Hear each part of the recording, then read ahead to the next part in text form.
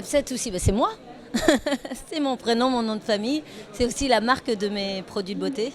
Donc voilà, un peu de folie, un peu de bonne humeur et de la détermination. Dans la gamme aussi des cosmétiques, voilà. De ne pas perdre l'estime de soi, parce qu'on est dans une société où effectivement on nous explique que quand on a vécu l'échec, en réalité on n'est plus rien, on n'a pas forcément le droit au chômage, on n'a pas le droit...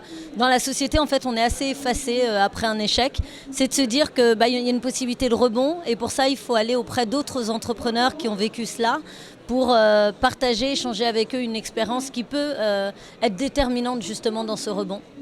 L'autre conseil que j'ai envie de donner, c'est qu'il ne faut pas avoir honte. Parce que se planter, c'est avoir essayé. Il y a plein de gens qui n'essayent pas et qui effectivement n'auront jamais à avoir cette honte-là. Si les gens considèrent que vous devez avoir honte d'avoir tenté de créer de l'emploi, d'avoir créé une boîte, d'avoir participé à la croissance du pays, alors là, c'est que je pense qu'il y a un souci et c'est pas à vous de vous remettre en question, mais c'est à eux. Le dernier conseil, c'est de se remettre en question, d'analyser les raisons de son échec pour repartir avec un bagage beaucoup plus sain et qui va vous permettre d'aller 2 fois plus vite. Effectivement, la multitude de responsabilités qu'a un chef d'entreprise n'est pas évidente. Il faut savoir gérer de la fiscalité, de la finance, de la comptabilité, du marketing, de la gestion de l'humain. Je connais très peu de gens qui sont bons dans tous ces domaines. Donc le seul conseil que j'ai envie de vous donner, c'est de s'entourer de meilleurs que soi.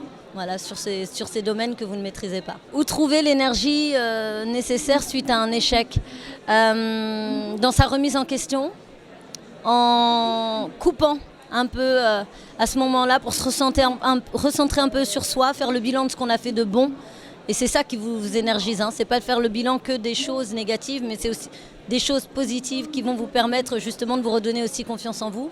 C'est de partager, comme je disais tout à l'heure, votre expérience avec d'autres, parce que cet échange de témoignages et d'expériences va justement vous redonner aussi de l'énergie et une confiance en vous.